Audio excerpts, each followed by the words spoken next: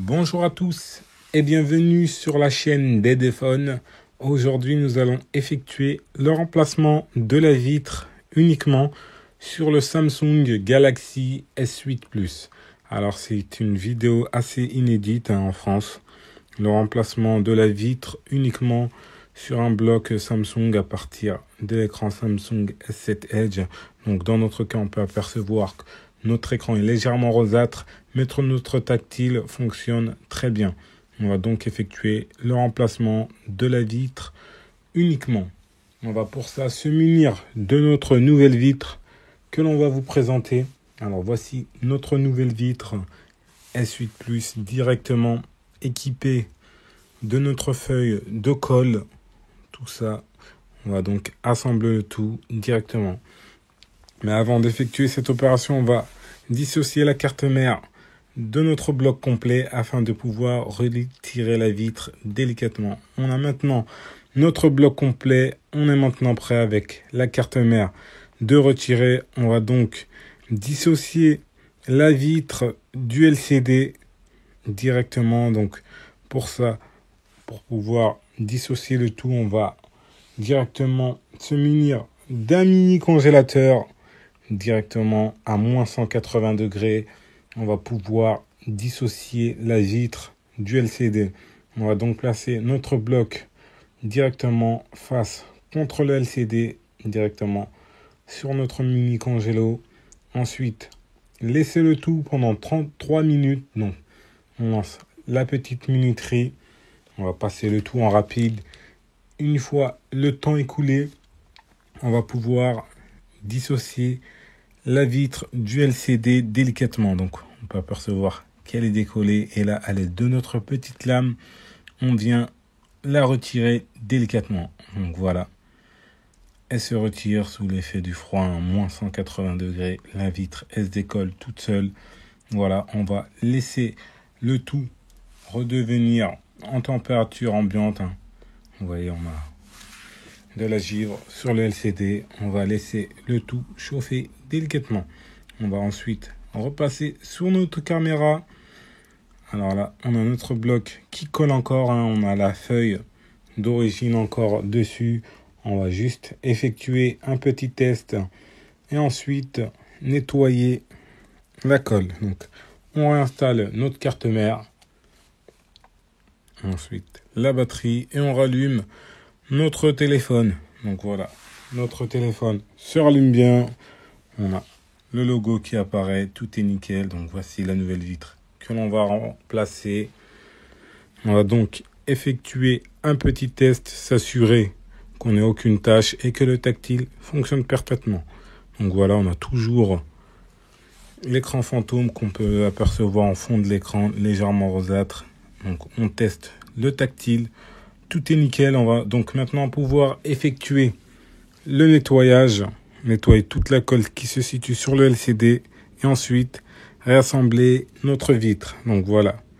Tout est maintenant retiré. Tout est nickel. On va pouvoir réassembler le tout directement sous notre machine. Donc là, on est sous une salle anti-poussière. Donc, on nettoie le tout délicatement. Ensuite, on se met bien en place. On applique ensuite un peu de colle tout autour de notre LCD. Donc là, on est sur une salle anti-poussière. On a un filtre directement qui projette un flux laminaire sur notre LCD. On applique un peu de colle en haut de notre écran et en bas. Sur la partie du LCD, on ne va pas en appliquer car on a déjà la feuille de Oka qui se situe directement sur notre nouvelle vitre. Donc, on en applique au bas de l'écran. On effectue un dernier petit nettoyage avant d'installer notre LCD en place. Donc, on s'assure qu'il n'y a aucune poussière. On nettoie le tout délicatement.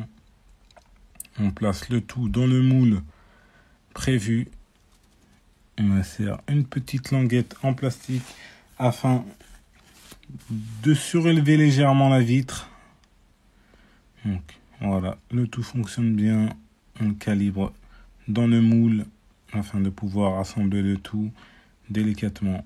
On va ensuite retirer le film qui se situe sur notre nouvelle vitre. Donc voilà, le film de feuille de colle. Donc on le retire. On fait attention de ne pas poser les doigts car ça colle. On se calibre bien comme il faut.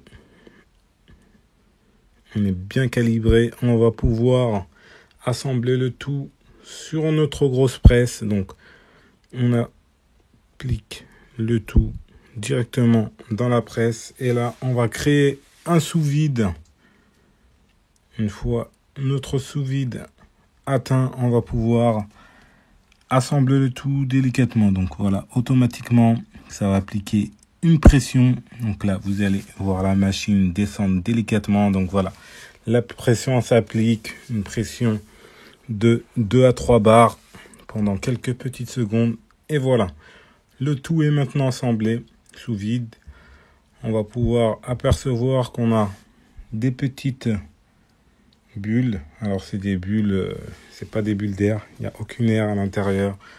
Pour pouvoir les retirer, on va passer notre téléphone directement sous l'autoclave. Dans l'autoclave, sous pression, on teste le tout, le tactile fonctionne très bien, tout est nickel. Donc pour pouvoir retirer les bulles que vous apercevez, on va passer notre téléphone directement dans l'autoclave pendant 12 minutes. Donc on va passer le tout sous l'autoclave directement. C'est notre petite machine à laver.